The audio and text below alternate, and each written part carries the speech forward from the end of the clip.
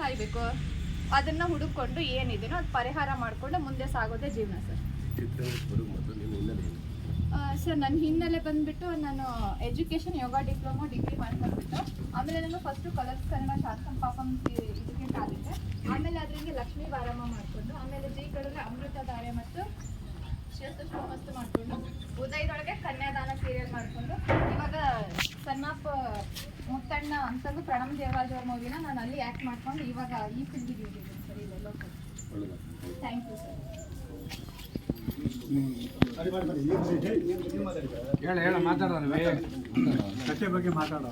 ನಮ್ದು ಇದ್ದೇ ಇರೋ ಪರಿಚಯ ಮಾಡ್ಕೊ. ಕ್ಯಾಮ್ರಾ ಕಡೆ ಬರ್ತೀರಿ ಗಬರಿ ಗಬರಿ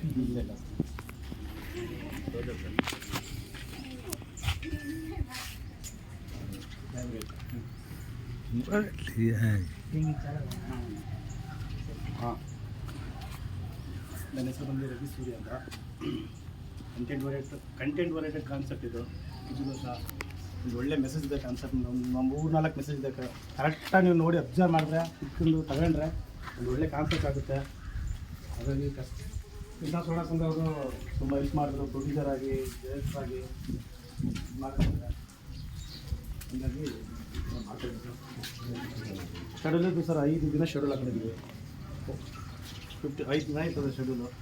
ಮತ್ತು ಆಲ್ ಆರ್ಟಿಸ್ಟ್ಗಳೆಲ್ಲ ಇದು ಒಂದು 9 ಜನ ಆರ್ಟಿಸ್ಟ್ಗಳು, ಆಲ್ ಆರ್ಟಿಸ್ಟ್ಗಳು ಎಲ್ಲರಿಗೂ ಸಮನಾಗಿ ಕ್ಯಾರೆಕ್ಟರ್ ವಹಿಸಿ ಐತೆ.